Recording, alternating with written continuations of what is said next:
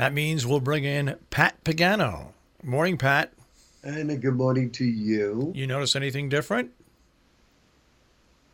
Oh, I was able to hear you. I Yes. heard you, yes. What I came in to do an afternoon recording session yesterday at the radio station, and the problem that was causing you not being able to hear anything up till I spoke, Was a little it, button. it was is a short someplace. But I come in yesterday afternoon, and guess what? Everything's working normally. So you didn't even fix it. No, it means it's going to go. It means it's going to short again sooner or later. But Uh, my engineer is going to come. It's the type of thing where you have to totally disassemble our audio console. So it's going to take several hours, and so we're going to have to do it on a Saturday or a Sunday. So, but I just thought it was funny that I came in yesterday afternoon, and there it is, back to normal. Back to normal. Well, that's good. And the weather will also get back to normal. Today, low 40s, partly sunny. That is normal. Cloudy tonight, 30 to 35. So you can forget about the teens. Then cloudy Saturday with a risk of a couple of rain or wet snow showers. I have to stress, no big deal. Mid and upper 30s. So you know it's not going to stick. Sunday, partly sunny and windy. Mid 40s. Monday, sunny, breezy, a mild low 50s. About time. Now, there is a cold front that will be coming in on Tuesday. After that cold front passes, I mean, it'll bring rain showers. But after it passes, the trick here is where does that front stall and line up? I don't have to tell you that the computer models have picked every location from Delaware to Florida next week. So there's just no rhyme or reason as to, what they're thinking. But if the front lines up just to the south, let's say it stalls over southern New Jersey, little lows are going to go along that. And later next week, we are going to wind up with a wintry mix. Goes a little bit further south, it's all snow. Comes a little bit further north, it could be a wintry mix, going to rain. So they don't know, we don't know. But I will go to Pat's long range forecast. Please do, because next weekend is a big weekend. The 7th, 8th, and 9th, Jump Fest, Salisbury Winter Sports Association, and then they can deal with warm weather. They already have snow made and everything, but the hardest thing for them to recover from for the jumps is if it let's just say is a driving rain on one of the jump days, or if they get a ton of snow because they have to remove that snow if that happens. So I mean, so what's it look like in your opinion? One week away. I think whatever comes in late next week will be moving out on Friday. That's my thinking. Which means part of Friday, Saturday, and Sunday should be fair, but it'll be cold. But that's what they want. But prior to that, somewhere between Wednesday and Friday, I think we may have to worry about it. My long range indicates a low pressure system riding to the south of us to Cape Cod. That is usually a shoe-in for us for snow. Yeah. And if you look at my long range forecast, It's been pretty accurate. I think, yeah, we looked at it yesterday. I think we said snowstorm for late next week. So let's see how right I am. Because Long range. your long range has been pretty accurate so far for the winter. Yeah, I really have not pressed any panic buttons, but we will see. And then, of course, you'll really know what's going to happen for the rest of this winter once your favorite groundhog predicts it on Sunday. That's right. Sunday is Groundhog's Day. Yeah. So that's in the morning, and Super Bowl's in the evening. So I'll be around for the groundhog prediction. I'll be sleeping by the time the Super Bowl's, I shouldn't say starts, because what time is it starting? Oh, Marshall, 6:30? 6:30, and it's in Miami. So with the weather in Miami, what, it's going to be rainy down there? No, they have a threat of severe thunderstorms tomorrow, Okay. but it'll clear out. And on Sunday, I think, well, if anybody wants to take the sun in Miami, they'll be saying, this is ridiculous. But for football, How about 65 degrees? That's couldn't be more perfect, really. Right?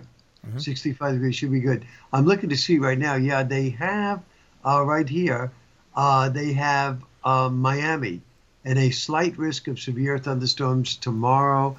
It says here for South Florida, um, from Lake Okeechobee south, cold front moderate side, despite limiting factors, capable of isolated strong to damaging wind gusts for South Florida tomorrow. So if anybody's traveling to South Florida tomorrow, that may be a problem. But on Sunday, no problems at all. But Lake Okeechobee is a big lake.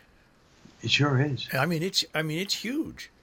Yeah, it, I it bet you. really is. I bet you that was a meteor that hit Florida sometime, and it has to be because there's nothing else like that in Florida. Nothing. You could be right, and that's probably why so many people in South Florida have a green glow around them. But anyhow, they're saying the computers are saying that the highs in Miami on Sunday will actually be in the low 70s, Yeah. with a northwest wind at about 10 to 15 miles an hour and very low dew points. So no humidity, very dry. That's good for San Francisco, right?